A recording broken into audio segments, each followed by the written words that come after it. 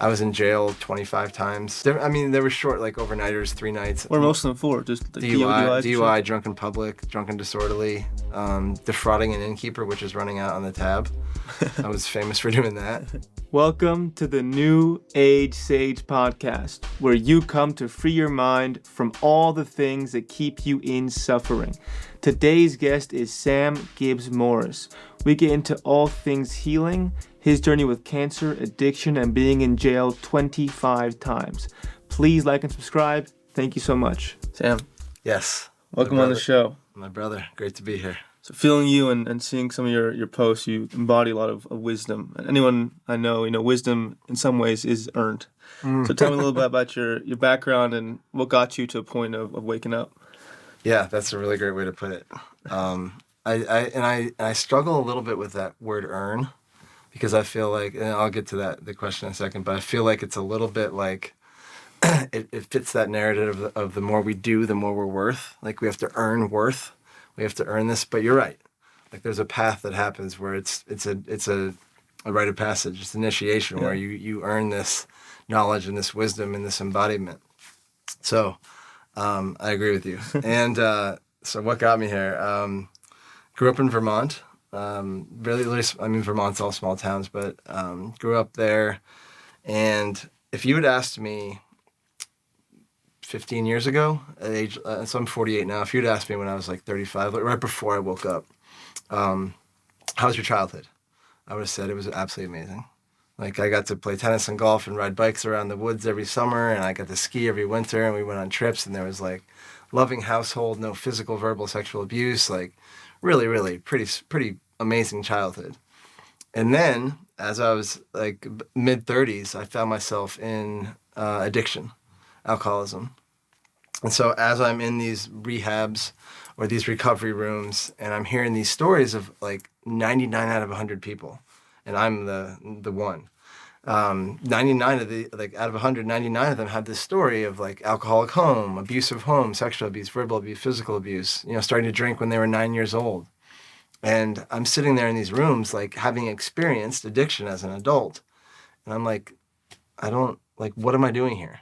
Why am I here? If everybody else in this room has this similar story and I don't have any of that, what's going on? And so that triggered me or forced me into taking a deeper look at what was underneath the childhood, what was really going on. And so what was really going on was two things. One, it was that absolutely amazing childhood. It was that loving home. It was the going on trips. It was playing sports. It was all the things. And my experience internally was way different, because I had severe asthma and severe food allergies. So I was in a constant state of fight or flight. Yeah. I mean, so you get it. It was a constant state of, there would be, I'd wake up one morning and end up in the hospital that day because of an asthma attack, or in the middle of the night, wake up just wheezing with, that tightness that Mm-hmm. And so, so externally, all that great stuff. Internally, it was a state of really questioning a lot, feeling threatened a lot, hypervigilance, which now I've turned into quite a superpower of like being able to read energies and feel situations out. Back then it was just like, where's the next breath coming from? Like, what if I eat that donut or that cake, is there going to be a peanut in there? And I remember one time I ate a chicken salad sandwich, and I got through half of the chicken salad sandwich. And you think chicken salad, harmless, right?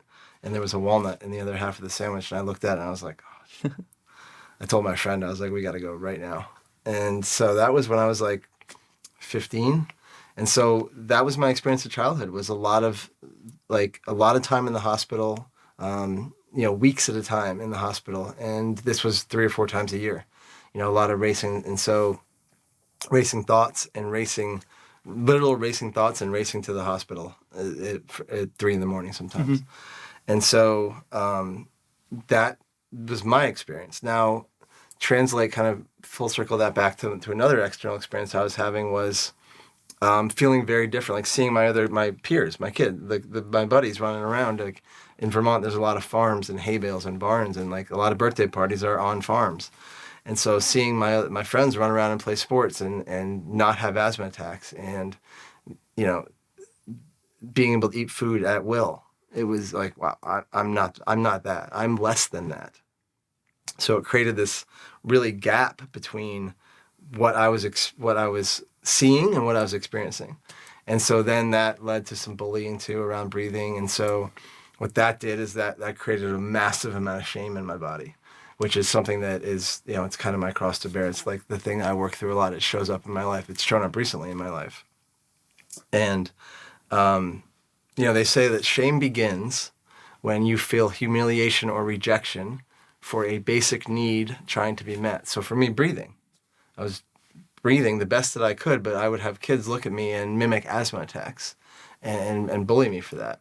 And so that's that shame of like, oh my God, I'm ashamed of who I am. I'm ashamed of how I breathe. And again, like, this is not something I knew about until I was 35 years old. Like for me, it was the experience I was having. And there was a lot of focus on the external stuff, the love. And so as I got older and then addiction showed up, and it was, a lot of that experience of childhood, the asthma, the food allergies. As a child, I got kind of indoctrinated with a program of, okay, so when I have an asthma attack, there's a lot more attention and a lot more love on me. And it's not to say there was no love other times. It's just that I subconsciously noticed that when I struggle, there's more attention and love. So therefore, later on in life, so I would create these grenades in my life if I felt like I wasn't getting love, I would create a problem because that meant, the attention would come back, the love would come back. And that's not the root of the addiction, but it's a lot of the addiction was, one is covering up that shame. And the second is creating these reasons to have attention and love for me. I can relate to your experience so much, especially the last bit you said about love. I grew up bad asthma. Mm-hmm. Why it fucked me up was that my mom had some form of like Munchausen syndrome. She'd only give me love when I was wheezing. So I never see her ever. Yeah. And then at like 3 a.m, I was like, she'd come in and like hold me, oh my baby, everything's okay. Yeah. So I would almost like, manifest the asthma. I'd like every night, like, kind of like, I'd sometimes fucked up, but just try to like force myself to get asthmatic. Yes. So she'd come and love me. And I just like created this consciousness in me that whenever I'm sick or in a state where I'm not whole, I'm worthy of love. Then my conscience was like victim mode, right? Whenever I have any little issue in my body or mind or something, it hyperfixate on it. Because it learned to love myself that way, or so my mom loved me. So then I'd just focus on like little shit, and that would cause, in some way, my addiction was deeper, but in some way it would cause addiction because whenever I had any discomfort, I couldn't do anything but just hyper focus on it and be obsessed with it because I knew before that would create love for me. Yeah. It's wild what we do, right? Yeah. That's what the body does that. Like there's a great book I'm reading right now called Existential Kink. It says one of the premises of the book is experiencing or having is evidence of wanting, right? So you experience an asthma attack because there's part of you that's like, I want an asthma attack right now so that I can receive love. Yeah. And it's just wild to think that like everything that we want or that we create in this life has a purpose for us in that moment, whether that's a heartbreak or whether that's scarcity or overeating or obesity, whatever it is. Like there's an element of that we can sit here and say as human beings, like, I really don't like this. Yeah. But the ego's like, no, bro, we like this. Yeah. So take me to the addiction part. So what else was feeding it, and take me to the ugly, like the ugliness in it, and what did it take for you to get out, to jump out, and realize I can't do this shit anymore? Yeah, great. I'm also a former drug addict, so nice. I can relate to. Nice, I honor you for walking through that and coming out the other side. You too, man. That's a strong one. Yeah. So the addiction was a lot of shame. Just covering up that shame. Like the shame manifested itself in a lot of social anxiety, right? So like I would avoid birthday parties, and that's where I found tennis was like the thing that saved me as a child. It's because like being in social environments or team sports, I felt that so much shame and difference and burden almost. And so I would avoid, tennis allowed me to, it was an individual sport, and it allowed me, I got so into it that every weekend I was traveling around playing tournaments and kind of built an excuse to not to go to birthday parties. So the social anxiety was massive. So a lot of the drinking had to do with like me walking into a crowded bar. And like, and my nervous system would, at the time, and again, it's so crazy because this is all like things I know now that I didn't know then, but I was experiencing. It's like this, not not ignorance, but the subconscious experience. I would walk in and my nervous system would say, great, like everyone here is going to start making fun of your breathing in about 5 minutes. And so that social anxiety, I just like that, it's like the spotlights here. It's like you walk into the bar and it's kind of dark and dingy or whatever, but there's this light, like, look at that weirdo. Mm-hmm. And that was what I was like feeling on the inside. And so get a few drinks in me. It's like, oh, like now it's good. And I'm like, I become the life of the party and I tell jokes and I can hit on girls and like, it's comfortable. And so covering up that social anxiety was kind of when I first started to become aware of what was happening, like later on when the addiction was ending, that was the first thing I was like, okay, I know this is a truth for me. And then there was depression that was underneath that. And there was generalized anxiety disorder that was around there as well. And so another part of the drinking was FOMO. Having that super sheltered childhood, whether it be from the protectivity of my parents or my fear of going and doing things, like my fear, like my friends in high school would go to Florida for spring break and I'd be like, that's scary. I don't think I want to do that. Mm-hmm. So as I got older and I started to have these experiences, my friends would tell me this. My best friend, he would be like, he's like, you're just making up for lost time. Like you didn't really have a childhood because of the shelteredness of it. And so it was FOMO. Like I was just trying to make up and trying to have these experiences that I feel I had missed out on. I didn't want to miss out on anything else. And it was all misdirected. Like there's, these experiences I wanted to have were like, partying in Saint-Tropez and like getting on Kid Rock's tour bus and like these like pretty cool experiences, but like it was really just like I just want to party because I never got a chance to do it. And so there was the shame, there was the social anxiety, the FOMO, and then later on I realized that there was shame. That really fueling all of that was this underlying shame that I was carrying around that was so heavy that in 2009 led me to a suicide attempt. And I didn't know it was a suicide attempt until 2021. What happened was that I jumped off the second story of a balcony, downtown Charlotte, North Carolina, and landed on the pavement below. And woke up in the trauma unit the next morning. And I didn't know how I blacked out. I didn't know how it happened. I didn't know anything. And then I was in an ayahuasca ceremony in 2021. In the middle of the night in the Amazon, this bright light showed up and it was like, that was a suicide attempt. It was shame-based suicide attempt. I had so much, just this overwhelming feeling of shame my entire life and the shame looked like putting everybody in my life on a pedestal above me. Like my brothers, my buddies, my girlfriends, like everybody was like up here and I was just pandering. Mm-hmm. Because I'm this shameful, I'm ashamed of who I am. So any kind of attention would be awesome. Like, yeah. Feed me more, and I'll do anything to please you. You feel very grounded and sure of yourself now, which means you broke through the shame, thankfully. Yeah. So how'd you get there? It's a big tall order. So how'd you do that? Yeah. So shame. I mentioned that shame. It starts when we feel that humiliation or rejection about a way of being that we are experiencing. I found safe places to go tell my story. I got comfortable with looking at those things that I felt shameful about, whether that's through meditation, journaling, men's groups, men's weekends, men's retreats, working with other men, coaching, psychedelic ceremonies, whatever it was. I went to those things those versions of me that I was ashamed of, those versions of me that, that version of me that was walking through the hallways in 8th grade that the kids would look at and have an asthma attack, mm-hmm. like feign an asthma attack for. Like I essentially did inner child work on every version of me. So inner child work, it's the child, but like there was versions of me when I was 20, when I was 30, that I had felt shame around. And I went back and looked at those versions and said, I forgive you. And like work on that forgiveness and that love and like recognizing what in that moment was that version of me not getting, and then provide it and just understand that, there's a level of forgiveness and compassion that's happened that in that moment, I wasn't trying to be an asshole. I wasn't trying to be an addict. I wasn't trying to hurt my girlfriend. I wasn't trying to hurt my family. I was trying to survive. Like I was doing the best in that moment that I could to make it to the next moment, which was experience that was my experience of childhood. It was like doing everything you can in a moment, and it's like to breathe. Like if you feel an asthma attack coming on, it gets real intense real quick. And then if you take your inhaler you're or dying. yeah, Literally. yeah, and then the You're inhaler, actually dying. yeah, you're actually dying. Yeah. Your lungs are stopping working, tightening up, and so you take your inhaler and it doesn't work, and you're like, wow, this is getting really serious.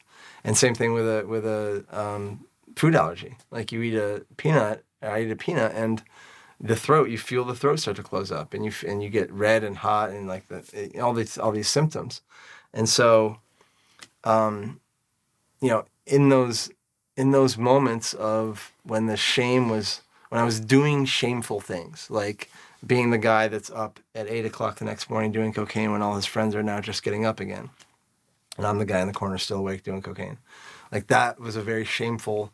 At the time, I could say I was having a good time, but it was addict. It was addiction.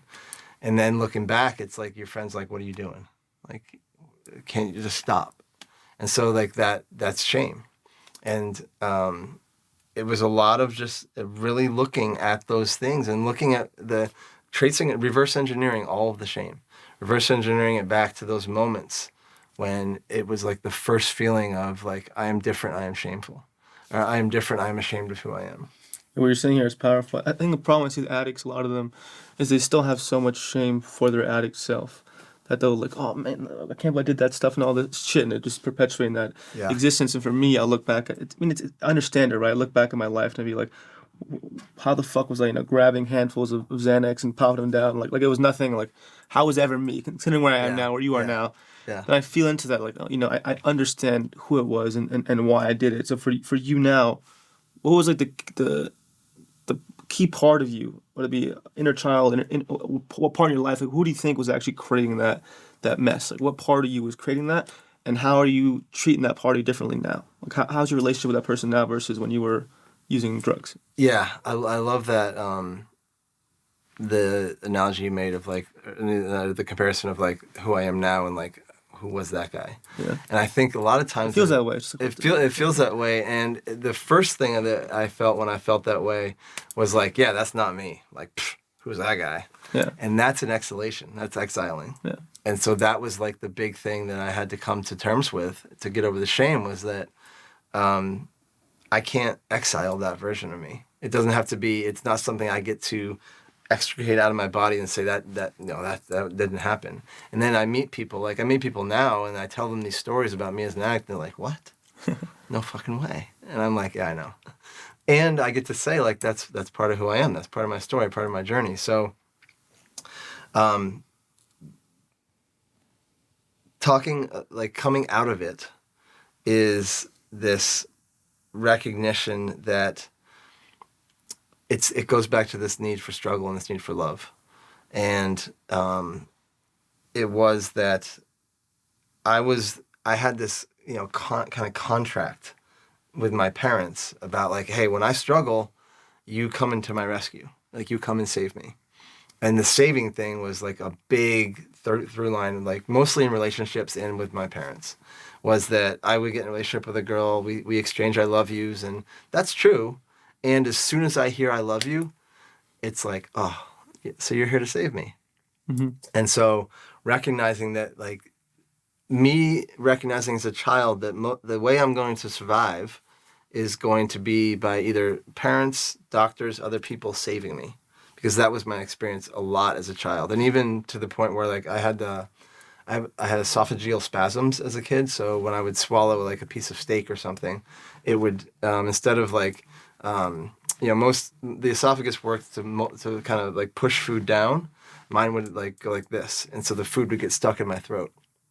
And what that would do would be the Heimlich maneuver, again, saving, right? And so when I was creating these reasons, this experience that I needed saving from. And, the addiction, then you can get into the physiology of it, where it's like the reptilian brain takes over, and the most important thing, the physical cravings and the actual addiction, the physical addiction part of it. For me, the emotional side of it was that I didn't feel safe enough in the world or strong enough in my being to do it on my own. So if I'm not creating problems, if there's not something to save me from, basically I'm gonna float away and not matter and not exist. And so recognizing that, and that comes from, for me, it was my earliest memory. And my earliest memories are having asthma attacks and allergy attacks and like that experience of eczema. You learn to be loved through being saved. Like that's Right. inevitable. Yeah, that's like you saving me essentially was my love language. Yeah. And so breaking free from that and then recognizing at first I thought it was depression and anxiety with the addiction. And so I handled those things right away. And then I got to the shame part of it. And then I got to the saving part of it. And then it was understanding that kid that had never had the chance to heal or receive love was in essence using drugs and alcohol to receive love. Have you worked with helping heal addicts? Is that part of your work? Have you helped heal people? Yeah, I did that for a while. When I first, so I was a personal trainer for a while, and then when I got out of the gym side of it all, and I started working with guys that were just out of rehab. Yeah. So when I went to rehab 6 times. Wow. In my addiction, there's they talk about jails, institutions, and death. I was in jail 25 times. 25? Yeah. There were short, like, overnighters, 3 nights. What are most of them for? Just like DUI, drunk in public, drunk and disorderly, defrauding an innkeeper, which is running out on the tab. I was famous for doing that. And the longest one was 8 nights. I stayed in jail for 8 nights one time. And so... Was that a turning point for you? Or you just right back to the bottom after that? That 8-night one was at the very end. Like, that was my last jail stay. But the drinking can, that 8-night jail stint was in Catawba, North Carolina, which is middle of the sticks, North Carolina. It was at 7 a.m. I got arrested for a DUI.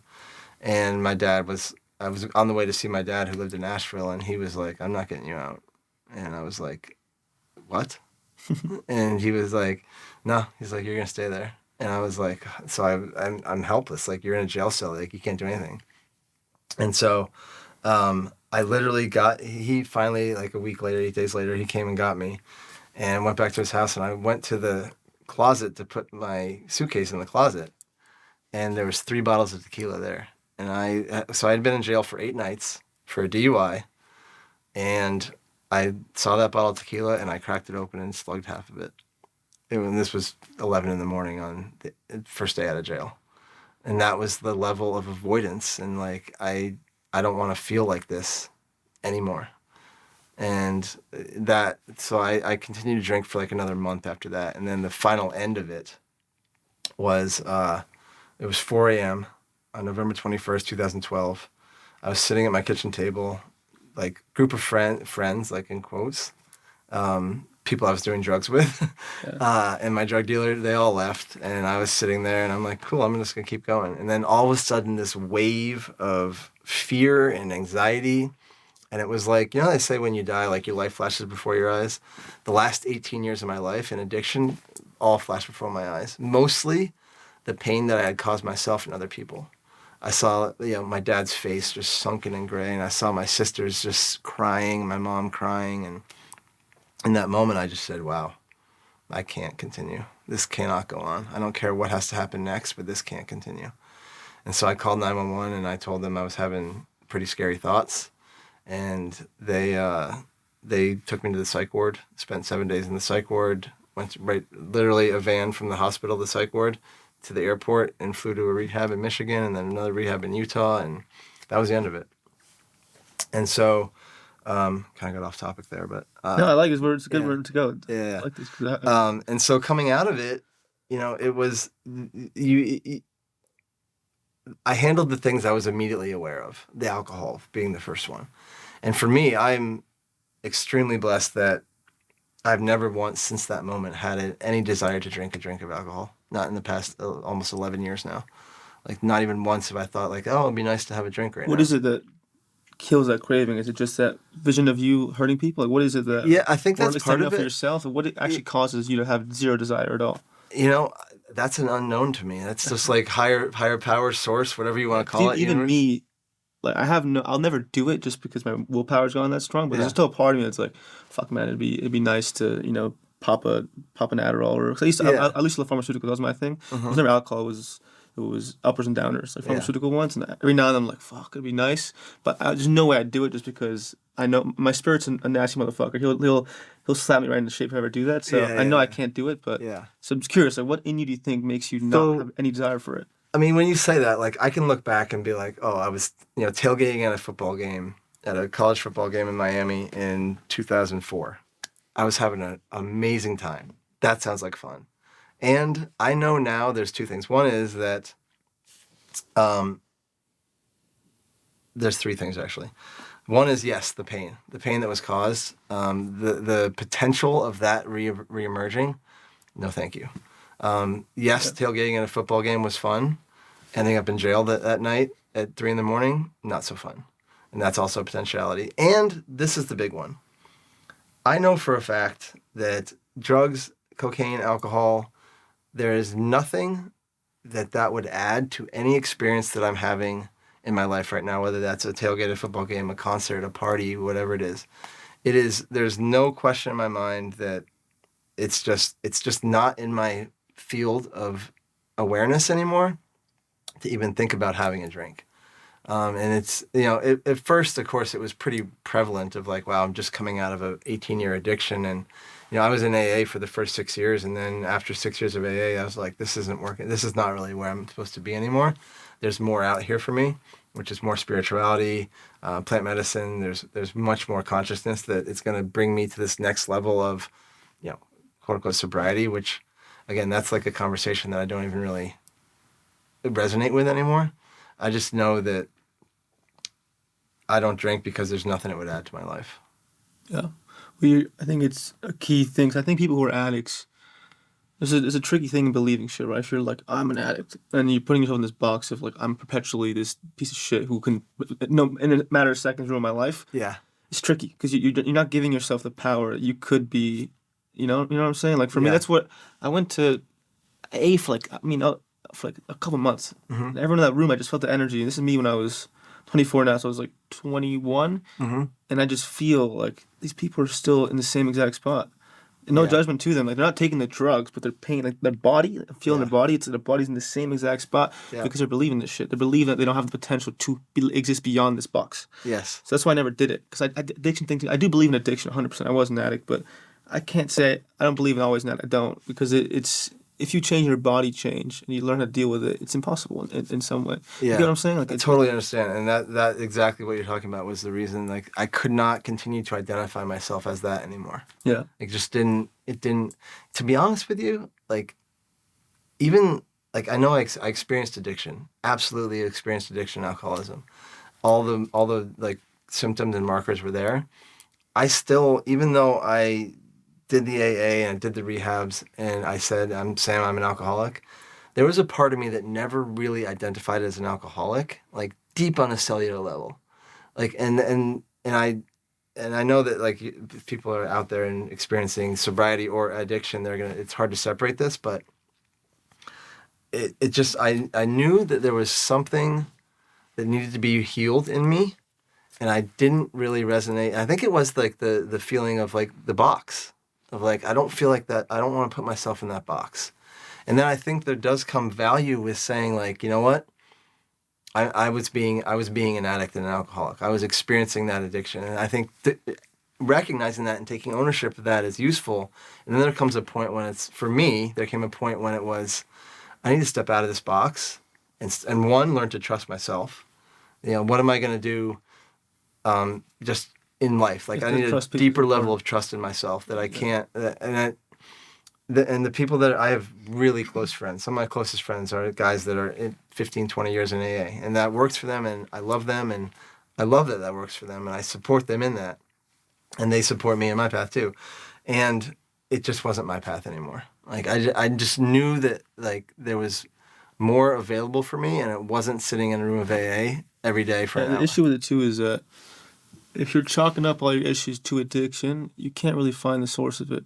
If you're sitting there being like, all my issues are, you kind of, I think our egoistic minds love to blame all our shit on like easy solutions, right? Like all my shit is because I'm an addict. It's like, no, there's like a fucking laundry list of reasons that takes years and years and years of slowly getting into. So for me, it was like, if I just accepted I was an addict and I chalk all my issues to addiction, I wouldn't have found like the bajillion things in my body or the parts of me or the parts, archetypes, all this shit that I can now see is like, oh, that's what's causing it. So it's kind of like that's why I have the problem I have with all these labels, right? When I take a people, like I have my friends who are depressed, all love to them, but they don't do shit because they say, I'm depressed. They're not finding out what's fucking going on. They're like, oh, I'm depressed. I can't do this shit. You're not fucking depressed. There's parts of you that are, and there's all these things you have to figure out, but it's a journey. Yeah, it's absolutely, everything you're saying is fucking spot on. And it's you are experiencing depression right now. You are experiencing anxiety right now. Because and as you're saying this, addiction is a physical thing. Depression is a physical experience. There is an emotional attachment to every single physical dis-ease, ailment that we experience. Like last year, I had cancer for the third time last year. Wow. Yeah. Are you serious? Or? Yeah, I mean, it was cancer. And so I had it in 2009 and again in 2011. I had oral cancer, same spot, recurrence, because of binge drinking. And I went and I got the clearance, like in 2018, I got clearance from the doctors that said, you know what, it's been 7 years. Like, unless something really major happens in that spot, you don't have to keep coming back for these checkups. Cool. So last year, I went to Burning Man. After Burning Man, or at Burning Man, the same spot, like literally opened up into like an open sore in my mouth. And I couldn't eat without pain. I could barely talk without pain. It was like I was spitting kind of that pink saliva it was a slow bleed. And so in my head, I'm like, okay, this is what the doctors talked about. Like that spot is activated again. And so I went to see a naturopathic doctor on November 1st and an ENT on November 4th. And both of them looked at it and said, yeah, that's very ugly. That's cancer. We need to get a biopsy done in the next 6 weeks and find out what the stage it is and what our treatment plan is. And when I heard that, the first thing, I'm way different than I was in 2009, 2011, even 2018. And, the waking up and the consciousness level. I knew as soon as I heard that this is not a physical thing. It's a physical experience of a sore in my mouth, and that is cancer. And I knew right away that there's an emotional thing here that is causing this, and it feels like to me a purge of something. And so I got right into the Joe Dispenza work. I got right into the emotional healing work, the trauma work. Like, what is it that my body needs to get rid of right now, emotionally, spiritually, that is going to rid me of this cancer? And so it was the shame.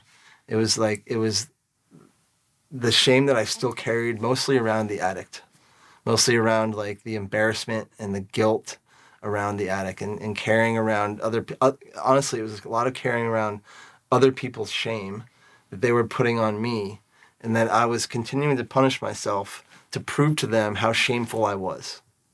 And so that's kind of like the addict. Like, that's in that shame punishment cycle. It's a cycle. So it's shame and it's punishment. It's more shame, it's more punishment. And I was operating in that. And I found out that this was cancer in November. And so then I went to Costa Rica. My girlfriend and I, we serve a medicine called Bufo. And so we were invited to serve Bufo down at this retreat in Costa Rica that was an ayahuasca retreat.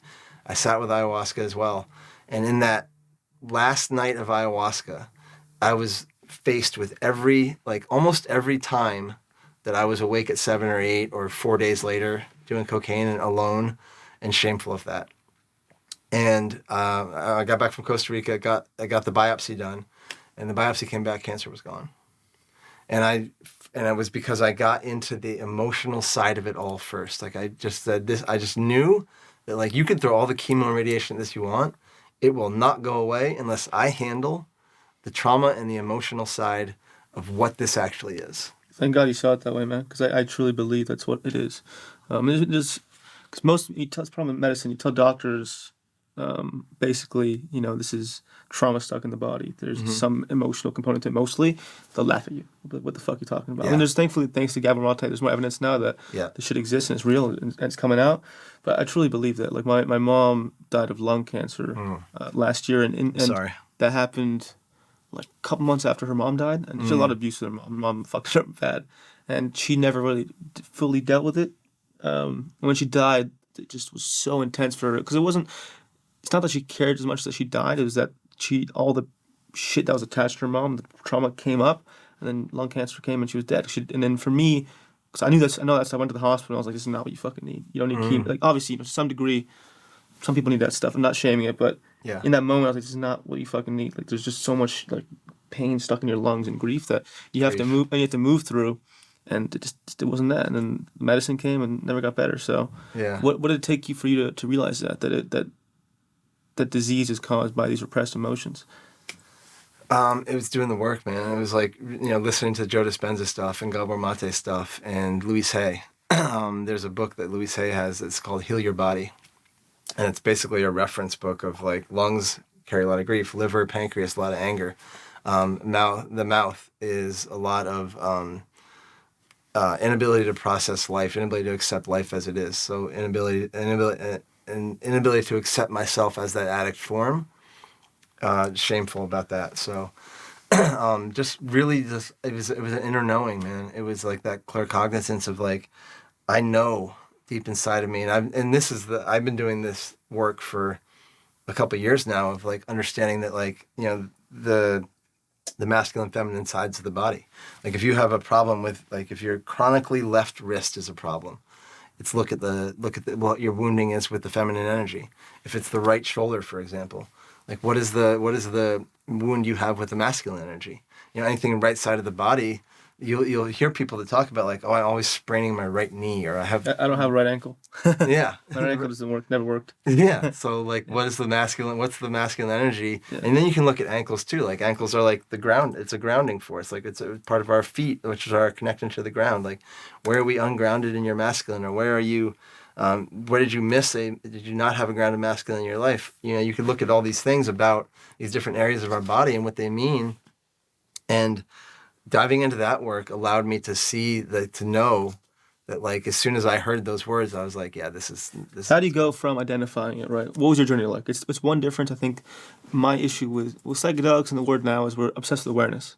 Like finding out the answer, like, oh my God, I know what's going on. It's this egoistic like triumph, like I am God in some way. Yeah. And that's very different to actually fucking doing the shit, right? So like, I think psychedelics or the inner work can provide a blueprint of what we have to do. And then reality is walking through the fire, being present with the sensations, right? So what did it take for you? What does it take for someone to identify the root cause of it, right? For you was saying there's the shame in coming up here. Yeah. What does it take to clear that? Is it just feeling it? Like what was your process of actually removing that sensation stuck in your system? I'm going to give you a break to digest all this amazing information. And in this break, please like, comment, and subscribe. Thank you. Yeah, the first thing is you got to figure out what it is. And that's a step into the unknown. Like if I said, okay, I have cancer, and I think like, okay, that's my mouth, I'm not speaking my truth. Like if I lock into that, then I'm essentially the only way that I could possibly, if that lined up, great. If not, it's not going to heal. So the first step for me was like, wow, like I know this is not physical. I know this is emotional. What is it? Like, show me what it is. Like, what is the real root here? And so like stepping into that meditation and being guided and just like allowing the wisdom to drop in and trusting that you're going, like once you ask for the answer, like, please show me the answer. Show me what this is.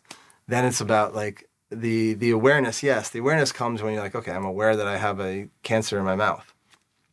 The second level of that is the openness, the willingness to see whatever it is. And it may not be in detaching from what I think it is or what I think it should be or how it's supposed to look, and just saying that I am open to whatever this may be. Show me what I don't know about this that I need to know. Show me what I'm not seeing that I need to see, what I'm not feeling that I need to feel. What have I been keeping in the dark that I get to shine light on now? Like, show me the stuff that's behind the known. What is it that I don't know? And so for me, I didn't really know it was the shame until I went deep into that ayahuasca ceremony. But I knew that it was some sort of emotional trauma. And it was like, and then because I thought I had worked through the shame. Like in my first ayahuasca in 2021, that was where that suicide attempt came up. She showed me Like you are a shame-riddled human being. Like that's how you have operated in all your relationships. It's how you've operated in your business. It's how you've operated in friends groups. Like you just show up as this, like, I'm ashamed of me, please like me. And I asked Mama, I said, show me the depth. Show me how it showed up in my life. And she showed me the suicide attempt. So that, for me, I think that is when that cancer first was like recognized, because it's a, cancer, like in a spiritual term, is a, like they talk about like in sports, like a cancer in the locker room. Something in that environment, in that vortex, that's not serving the greater good. Like that unearthing of that shame in 2021 was the first kind of activation of that cancer. So then a year and a half later, it got to the point where like, okay, I'm ready to release this shame now. I'm ready to move through this shame now. And so going and really actually taking that another layer deeper, what is in that shame? And then, over the past 6 or 7 months, the integration of that has been, I've been shown every area other than that too, how I show up in shame, where my shame exists, where my shame controls my life, where I'm not free from it yet. And so it's the awareness is great. Within that awareness, I think it's very important to stay open to whatever else may be there. Because awareness, we can fixate, like as humans, you talk about, like we can fixate like on a symptom. Oh, I always get colds, or my throat's always sore. Your throat chakra's blocked. Like, where were you told to shut the fuck up and be quiet when you were a kid? Like that's a generalization, but like let's look at really why your throat's always sore. Why are you always having earaches? Because what do you not want to hear? Like people with vision problems, like what is it that you don't want to see?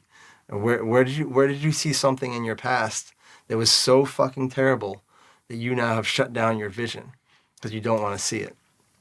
And so, and these are all things that, like, when we are open to whatever it may be, that's when the answers truly come in. And if we remain fixated on what we think and what we know, we're going to keep going in cycles. That's what you're saying.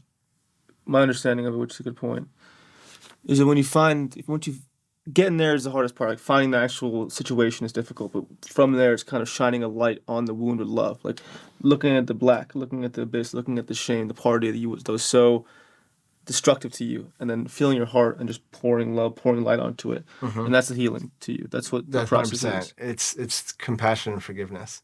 Because really, like we talk about these parts of us, that these physical symptoms that we experience, it's pointing to a part of us that we are not giving attention to, not loving on.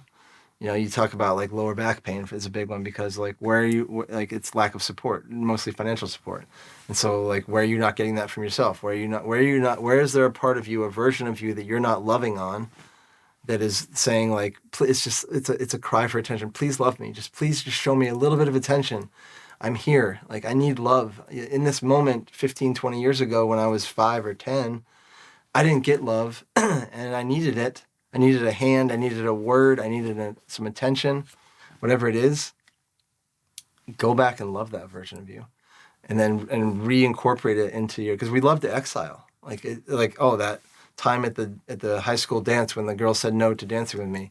Like, don't want to look at that. Bring that guy back. Bring that version of me back, and let it in, and dance, and go and like, I call this transcending your edges. Because these edges that we operate with are the prisons, essentially, the triggers, the physical pains that we are ignoring.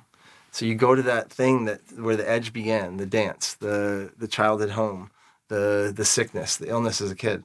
And you go and you just say, I'm going to sit here on this edge for a minute. Find a safe place to do it. Sit on this edge and just lean into it and just be here. Yeah, what you're saying makes a light bulb go off my head, that part of my bullying was by kind of like the 8 girls I had like awful eczema. Yeah. With asthma, I get infected all the time. Yep. So I was like, and also I was overweight as a kid, so just not a good look. I was a terrible buzz cut, was fucking like pus everywhere, wheezing. I was a perfect bullying. Like I get it, like from like a kid's effect, I get it. But then it was mostly like woman, like the woman. I've always been a lover. Like I've always loved beautiful women as a kid. That was my thing. I guess I'm a lover in this reality. Mm-hmm. And the ones I thought were beautiful would look at me when I was a kid, being like, "You're disgusting," all this shit. And then recently, where I am now, thankfully, I had puberty. I gained some charisma. Thank God. Where I'd be, but now it's like I'm getting rejected. I mean, even romantically, professionally, in ways that just don't make sense. Where any other person in my situation, it would happen. It keeps happening. Like, what the fuck is going on? Like, I'd get like someone super, like a situation or someone super interested, and out of nowhere, it's like bang.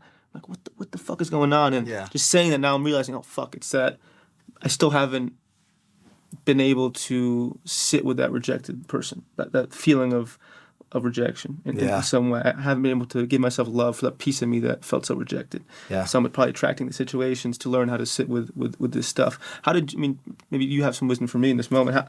How did you, because I'm assuming that was also part of your wounding, of feeling so rejected and not being able to be present with that rejection. Like seeing someone not like you, not being able to feel that, like, fuck, that the person doesn't like me, not being able to sit with that. How can you be a space where you are now, if you are there, where you can get rejected? Rejected, I mean, it's a weird word, but where something cannot go your way, and you still feel confident enough for yourself, where it doesn't faze you that much, or you can love that party that's coming up that feels rejected. Yeah, I think that. So the experience you're having rejection is essentially like, it can look like the external, like, oh, the girl ghosted me or whatever, that stopped talking or just fell off, it fizzled out. There's an element of you that's rejecting that before it can reject you. Mm-hmm. So it looks like maybe you're getting rejected, which is also, like, just the other side of this is that you're showing up in an energy of like, I'm kind of there, but I'm going to stop myself right here. And the girl's like right here.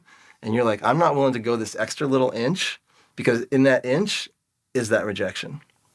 Now, the kicker here, the paradox of this, is that you end up being rejected anyways.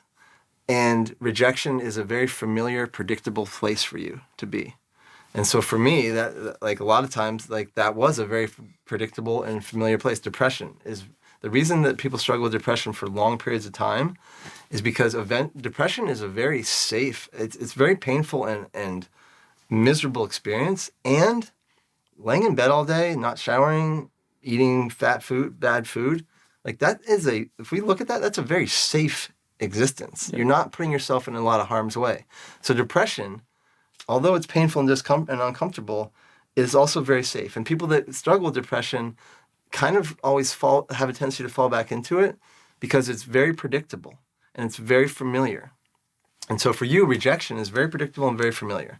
For me, rejection was very predictable and very familiar, because I experienced the same. I had eczema too. I experienced the same, lots of rejection from women.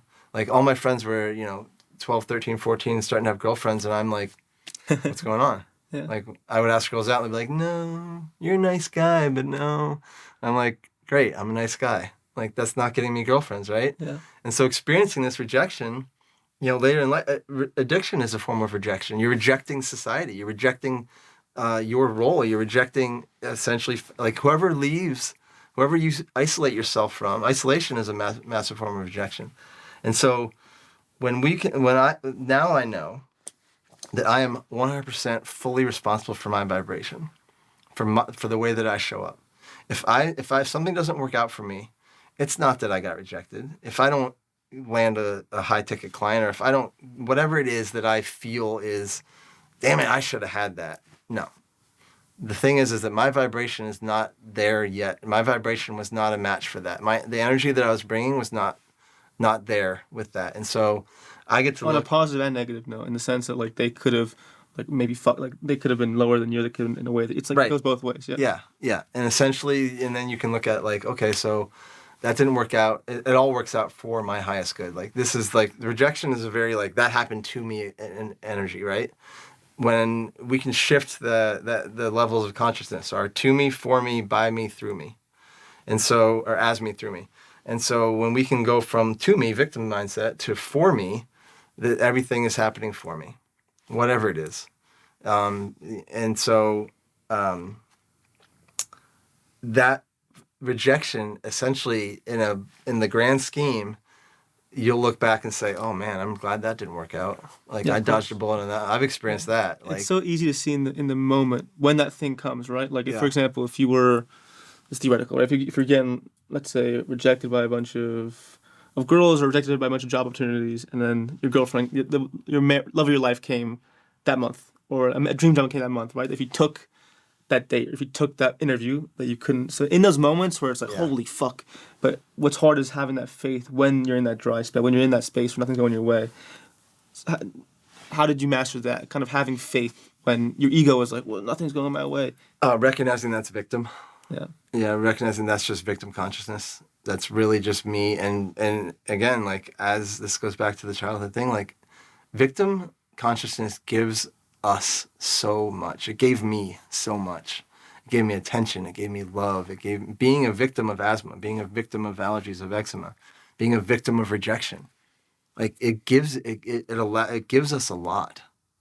And so recognizing that it gives us all that, and it also robs us of all that in the same time. It's not, it gives us that, like, true, it takes away what is like false attention and false love. It provides that, and that is false. So when you get out of victim mindset, victim consciousness, you start to experience real, true, authentic attention, real, true, authentic love. And, for me, like, part of the addict kind of, I like exciting things, like really like fiery shit. And so understanding that's great, and like passionate love and passionate experiences and an epic life is great.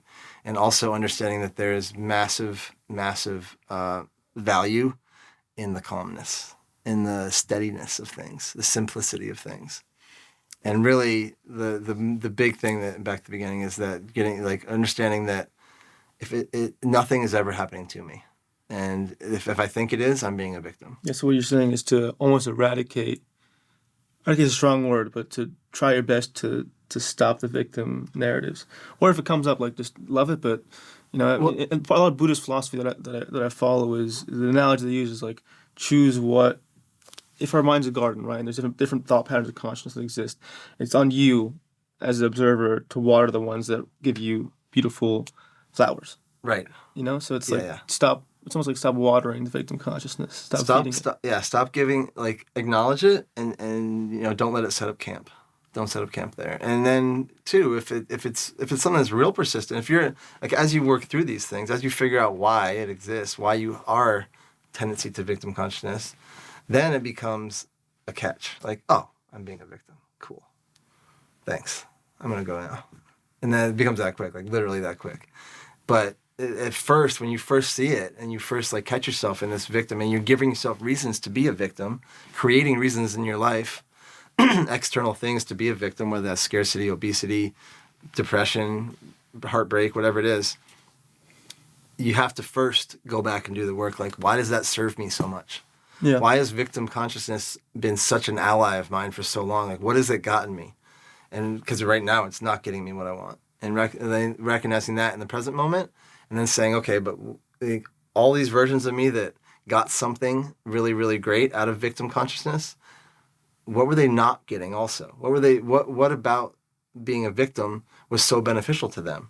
And then, like, just working it all the way forward, it's like a version of timeline therapy, where you work through your timeline. And like, every time something comes up in the present moment, it is a point to where you're not free. If it's a terrible experience, even if it's a great experience, you get to look at, like, what have I done to lead up to this? If it's a not good experience, there's a marker somewhere along the line that points to, like, this used to serve me, or this did me well, like, that my nervous system likes this, so it's recreating itself right now. Yeah.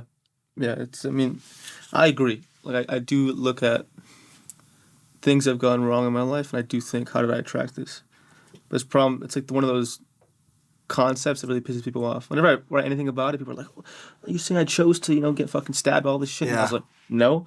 Yeah. All I can say is, in my experience, I can easily pinpoint is, I did attract, like, bad situations happen in my life that happened because I thought a certain way that got me in that place. Yeah. You do you agree with that line of thinking? I 100% agree with you. And like, a lot of, like, I get the same kind of feedback when I talk about this stuff, and they say, I understand when people say that, for sure. I get 100% it. Understand. I get it. I totally get it. And I also know, like, when people will say, well, like, what about, like, childhood cancer? Like, what did that child do to attract or create cancer in the 5-year-old life? Now we're getting into past life stuff. Like, what is that? That's part of that child, that soul's contract in this lifetime. That's like my contract in this lifetime was to experience, like, I came out of the womb with asthma and food allergies, the umbilical cord around my head. Breath breath is why I'm a breathwork facilitator now. Breath has been part of my karmic contract throughout my entire life, and it will be throughout my entire life. And that's part of the thing that I'm here on this earth to do, to be, is who I'm being. And to understand that, like, yes, that child did not deserve to have cancer. You did not deserve to get stabbed.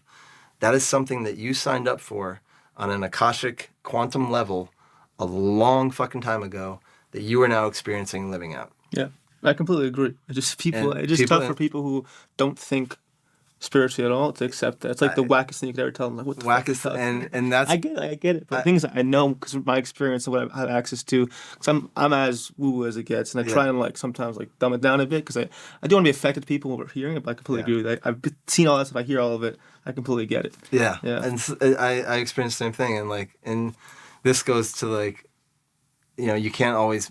People aren't always going to agree with what you say or believe or change the moment you talk to them, but you can never underestimate the power of planting a seed. Like maybe it's just introducing a concept to somebody, and like some people are going to be like, no. Yeah, but I think one of the topics I want to go into now, because we've been talking about a theme in this episode has been how our individual body, points of it in the body, are caused by trauma, emotional wounding. If we're to create the societal body of our humanity right now, maybe in America or the first world, like or Gaia, whatever it may be, what are some of the societal wounds you see in that body that are really affecting us? I think one why I say this is this like I think a lot of the world right now is like this mass resistance to spirituality, this mass resistance to acknowledging something exists outside our egos. That's one I noticed. Also victim shit too. But what are some of the things you notice in the societal body that's causing us societal sickness? Yeah, I think that one is victimhood. Yeah, like a lot of people want to point to government or to big pharma or to all these things. On all sides of the aisle. Everything. Yeah. Like it's all this, like they're all out to get us and they're all out to get me. And this whole thing is, and I think that as a collective, like the consciousness says that's going all the way back. Like Hitler existed because the collective consciousness allowed Hitler to exist. Yeah. 9/11 happened because the collective consciousness created 9/11 to happen. And now we get into the talk about like all events are neutral. And, to most of the world, 9/11 was a terrible thing. To a small portion of the world, the people that follow Osama bin Laden, that was an amazing thing. Yep. And that doesn't make it good for the people that amazing to those who got power from it too. Right. It doesn't change the individual experience of it, but we just get to acknowledge that on a very big level, it's a neutral event. All events are neutral. This podcast is neutral. Just is. Like driving around in your street is neutral. Yeah. And so, as a collective, I think that there's a lot of attacking going on.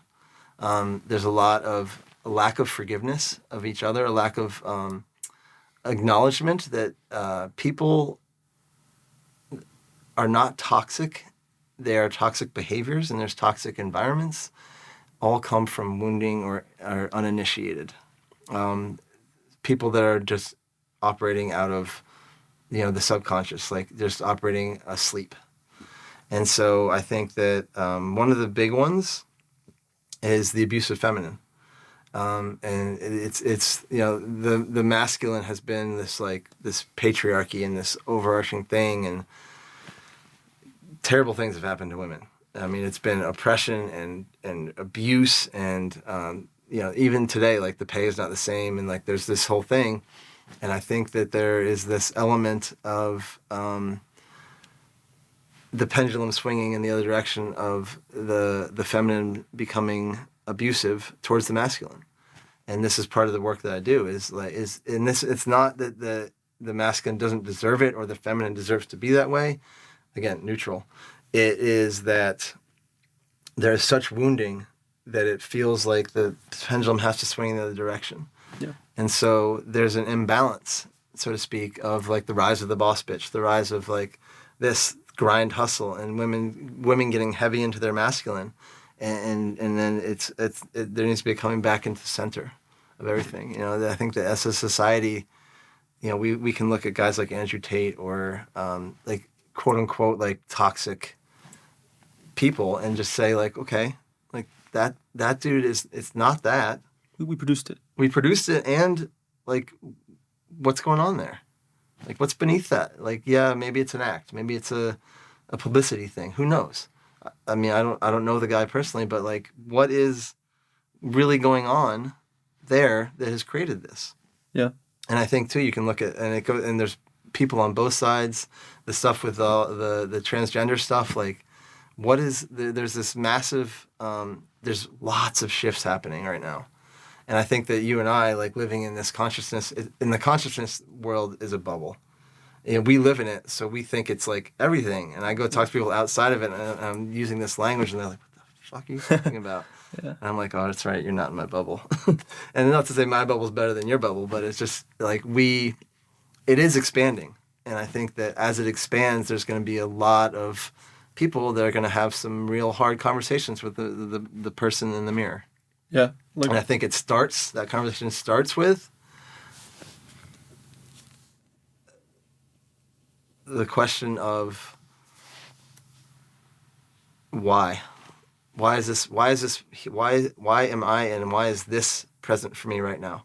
And then not driving your own car to the answer, just open up.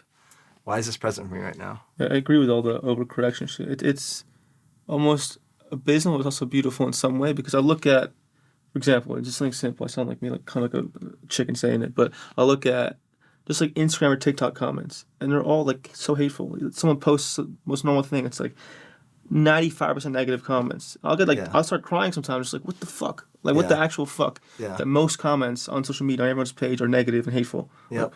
I don't even think, I don't look at the individual doing it. I'm like, how is our humanity at a point right now where the most of shit we say is vile? That's crazy. But then I'll go into the other side of it, which is, okay, if there's an overcorrection, hopefully this is like the peak of the shit, and then it'll start slowly coming back. Yeah, yeah. But I hear you. But it's tough seeing things sometimes. I do know that where I'll see, any one in the society should talk about division. I think right now in this country we're as divided as it can fucking get, and it's painful in my heart. But then for me, it's like we have to get to this height of pain. Like, we all have to really feel in our bodies, this fucking sucks. It's so painful for all of us to recognize it, to make a shift. So it's fucked up in a way that things have to go there, but we're so checked out that they wouldn't change unless we're in pain, unless we felt the void.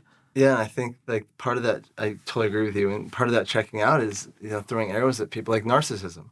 Yeah. Like, the word narcissist gets, my friend of mine, Connor Beaton, he put up this reel the other day about how the word narcissist is getting so overused, because it's basically somebody behaves like an asshole or does something to hurt me, like they're a narcissist. And it's not acknowledging what a narcissist actually is, or even the true root of narcissism, which is survival mode in overdrive. And so honoring, like, why, again, like, not taking any compassion or anything into consideration, just putting all this, like, onus onto, like, oh, you're a narcissist, that's why you hurt me. And I think people need to understand, like, this is most things in life, and I say most, I hesitate to say all, because nothing is an all, but most are a 50-50 proposition. Like, two people in a relationship, something goes haywire, we both get to look at the role that each of us played in that collective, because everything is a microcosm, everything is a micro of the macro. The human, you talk about the human, humans don't change unless that pain becomes too much. Like my addiction, I'm sure with your addiction, like, there came a moment when you were like, death. Like, literally, I was like, I would have died in a couple of days. Just like as close as you can get. Looking death in the face. Yeah. Right. Like, the pain becomes so much that you basically get like hit in the face with a slap in the face of awakeness. And as a human, it's almost like we're a little more nimble and a little more quick. We can maneuver a little bit easier. As a collective, it's more of like a giant move, and there's many more parts in going on. I mean, we have 75 trillion cells. There's 8 billion people on the planet. Like, as a collective, to get everyone to experience enough pain to change, I mean, probably never happen, but you can experience a shift. Do you know the 100th monkey theory? So, the 100th monkey is, there was an island where they were doing these science projects, and they would throw excess food onto the beach, and these Gabon monkeys, I think they were, would come on the beach, and they would collect the food and eat all the excess food the researchers would throw onto the beach. And then the 100th monkey when it got to be 100 monkeys, they started taking the food into the water and washing it off to get the sand off of it and then eating it. And so they noticed that monkeys on an island like 10 or 15 miles away were also taking their food into the water and washing it off before they eat the sand and washing the sand off their food. So that when it was the 100th monkey was the consciousness tip, the collective consciousness tip, that all monkeys started now washing off their food. And so as we work towards like where's the 100th monkey in our collective society, it creates that shift. And I think that story, like that's part of the work that that me and my girlfriend do, that our company is called the 100th Monkey Collective. And so we're working towards like, who is the 100th monkey that gets to shift this collective consciousness? What are you guys doing to get there? What's your strategy? That's the psychedelic, the Bufo medicine, Bufo ceremonies. What does Bufo exactly do? I've never done it. Yeah.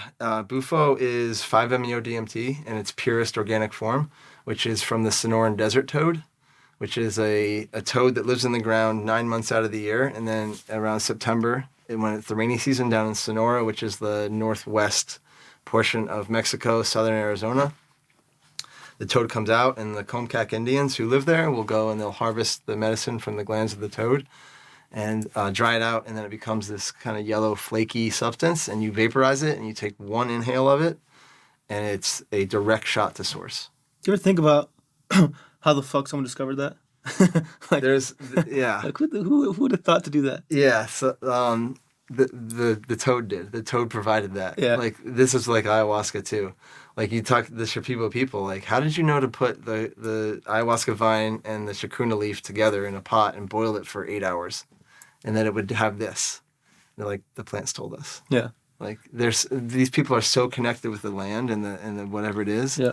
That it's a claircognizance. It's a knowing this is there. And I don't know who would have thought like, oh, it's a toad. Combo the same way. Like, how did people figure that out? Like, they're going to just poke some holes in the skin and put some poison in there and like, you're going to be purified.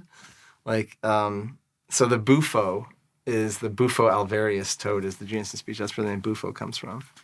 And so it's the highest, it's like the top of the mountaintop of psychedelics and DMT.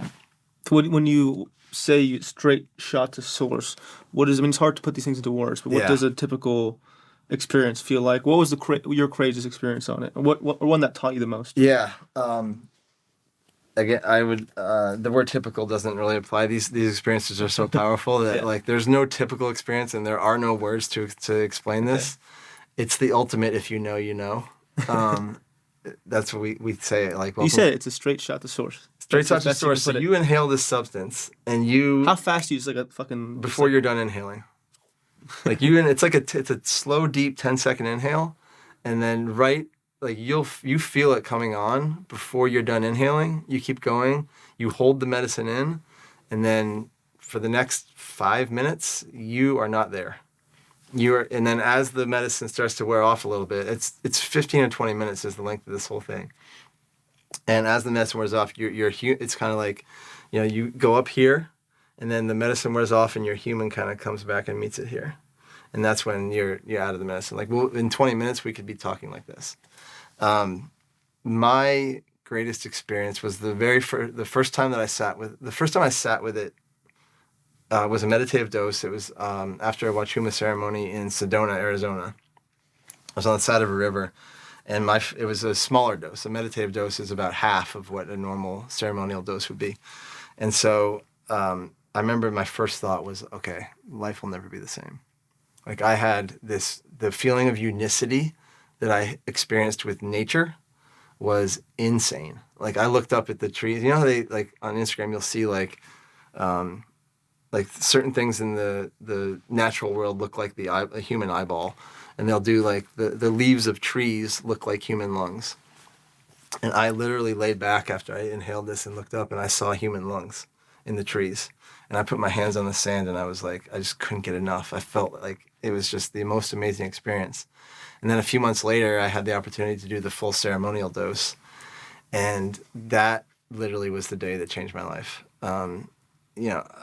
On the healing path for many, many years. And this showed me I've actually been on this spiritual healing path since day one of my existence, because of coming into the world with this karmic contract of asthma and food allergies and eczema and choking on my food and addiction down the road. Like, this has been initiation for me for 45 years.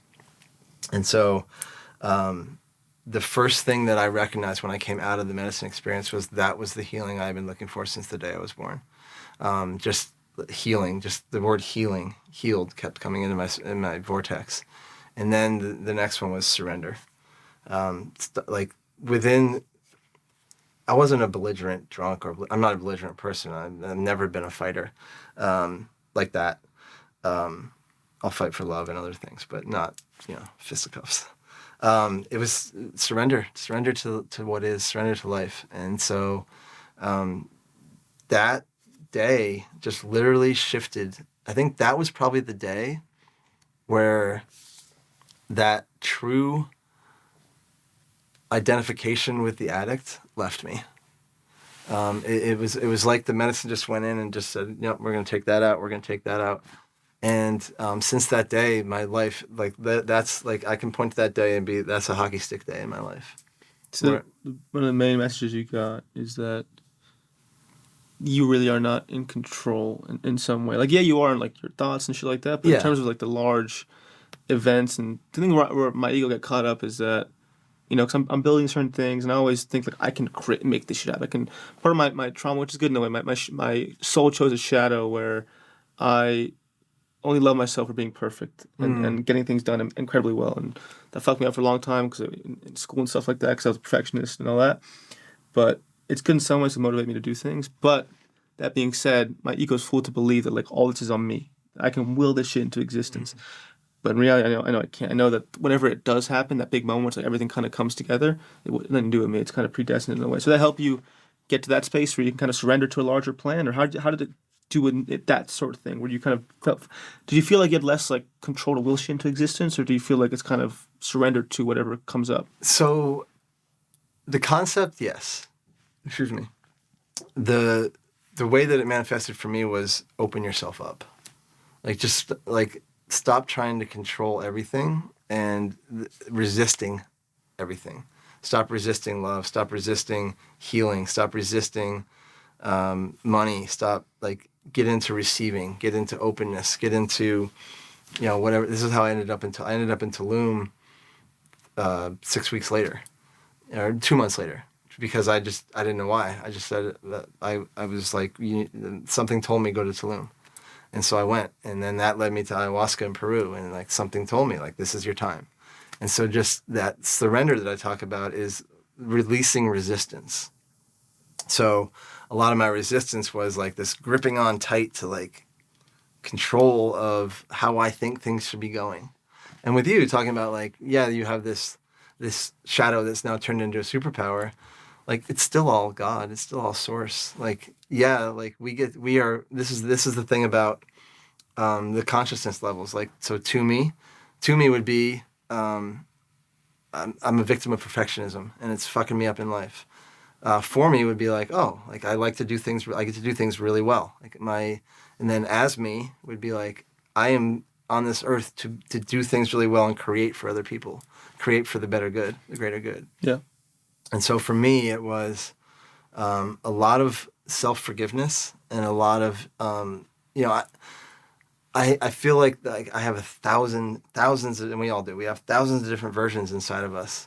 And I can, like, for all of them to exist at one time is like, how like in Superman, there's certain scenes in those movies when he will like fly away from Earth and look back and like hear all the screams and the people. And it's like just like too many voices.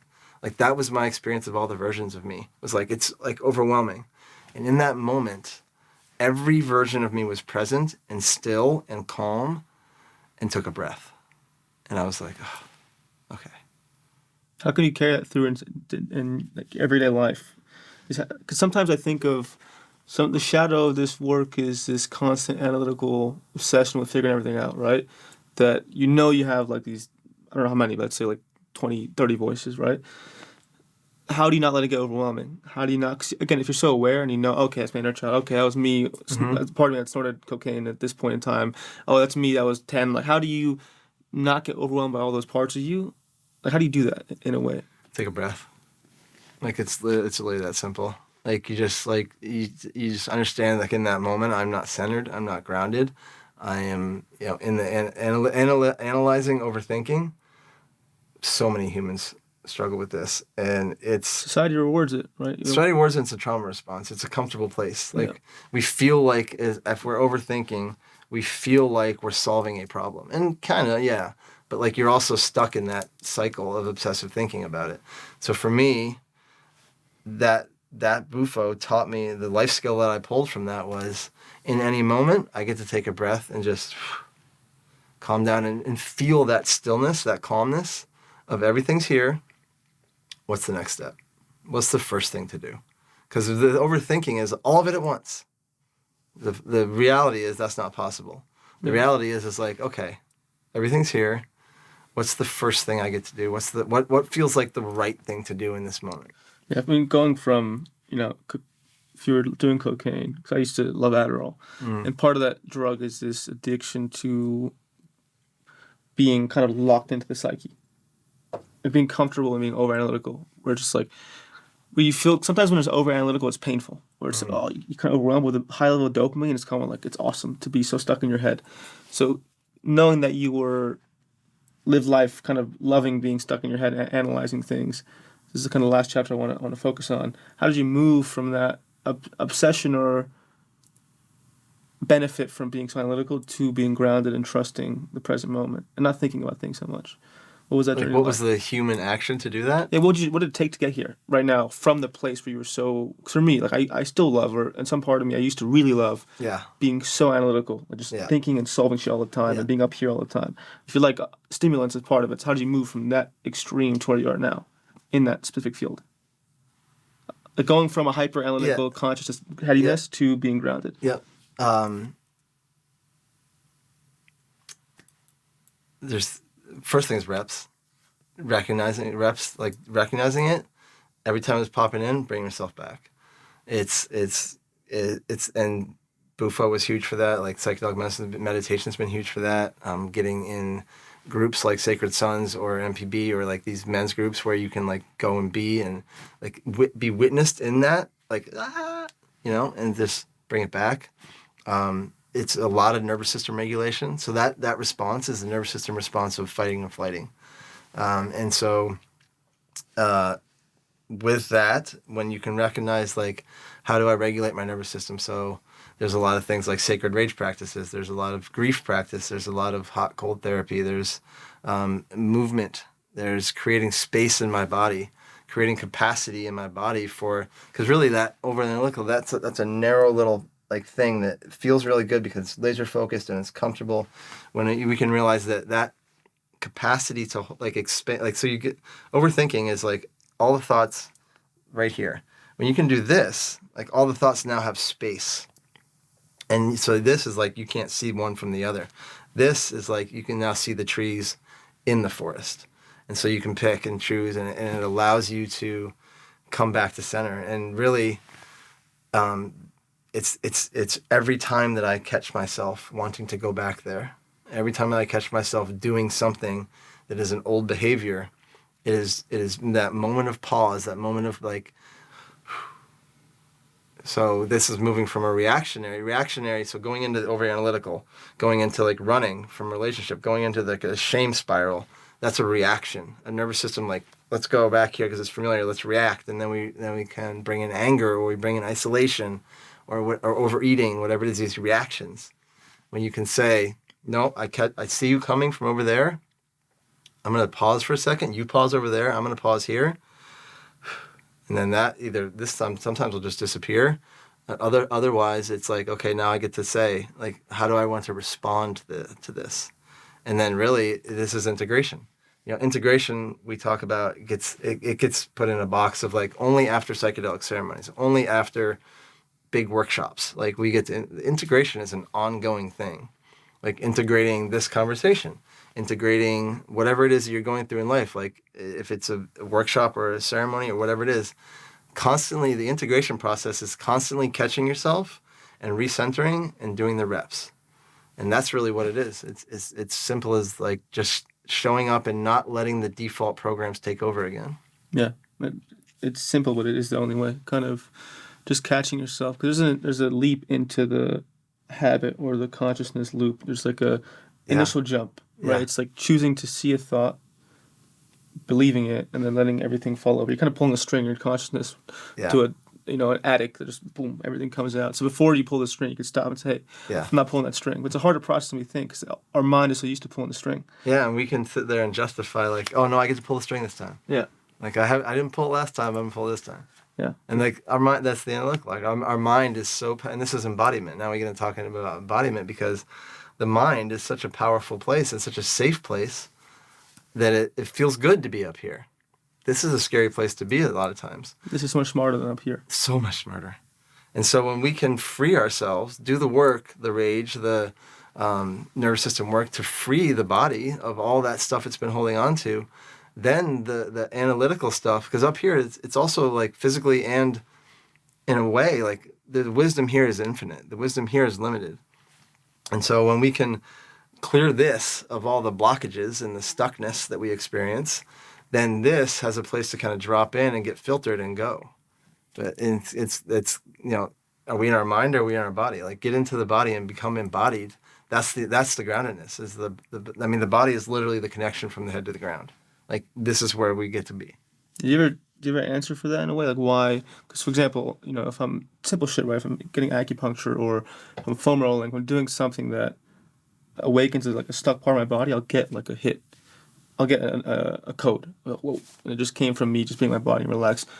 Why do you think, how does our body give us that? Like, how does this information, like, live in my calf? It sounds insane, but, like... No, it's true. Yeah, like, how does that happen? Yeah, because it's a release. Because that is... So there's a book called The Untethered Soul where Michael Singer, he talks about... There's a Sanskrit word called samskara, which is a stuck energy. So that tightness in your calf is a stuck energy of something. If it's your right calf, maybe stuck energy around some masculine. Maybe you're in a fight with your friend. I don't know. But, like, so... Essentially, like all this flow, like that thing you're talking about, that code coming in, that download, is experiencing the flow of the universe, the flow of source, the flow of your thoughts dropping in. No obstructions. No, you're releasing obstructions out of your body. So a lot of times, most of the time, these samskaras are in our heart chakra. We close off our heart. And so when we can do this work to relieve our body of these little points of stuckness, we increase the energetic flow, the wisdom flow, the knowledge flow, the ability to experience and the awareness, the ability to be present to life becomes much greater. Downloads come in. Boom. Boom. Well, I appreciate all. I got a bunch of codes and amazing things to learn. So I appreciate you coming on and sharing your wisdom. And going back to our initial point, I know it's hard saying earn, but you earned your stripes in some way. Like you've been through a whole lot to get where you are now. And that's kind of what I'll tell people who are struggling in some way. It's like, you're really being initiated. Just I know it fucking sucks now. I know it's horrible, but you have no idea what you're going to learn, how you're going to help people. Like you're getting initiated. Yeah. If you want to be of service, right? It's a choice you make. But like I wish I could tell myself in those moments of addiction, when I have my face full in a heap of a pile of drugs, just tell myself you have no idea what you're going to gain from this. Yeah. So I totally appreciate it a lot. And where can people find you and get some of your stuff? Thank you. Well, first of all, thank you so much for having me. This has been great. Amazing studio. I love the work you're doing. It's amazing. The earned thing, it's so true. Like we do earn a place in life. The thing that I want to reiterate though is that you don't have to earn your worth. Yeah. You don't have to earn self-worth. You don't have to earn love. Like that's stuff that is a birthright. And so I think that, again, I'm big on language and perceptions. And so if we're thinking like, I have to earn this girlfriend or earn this thing, that's when it gets a little hairy. But you're right. Like walking through, you earn your stripes, you earn badges. I think initiate is a better word for what we're talking about. Yeah. And it's, again, I totally agree with what you're saying. We earned the right to be here. Like we earned the right to be sitting here talking to each other in Austin, Texas on May 10th, 2023. Like we had to walk through a lot of shit to get here. Yeah. And I thank you for walking through your shit to get here, man. You too. Yeah. Where can people find me? Instagram's the best place. At Sam Gibbs Morris. That's Gibbs, Sam Gibbs Morris. And then the website's the same, www.samgibbsmorris.com. Great. Well, thank you so much, man. I appreciate it. Lucas, thank you so much for having me, man. It's been an honor. Cool.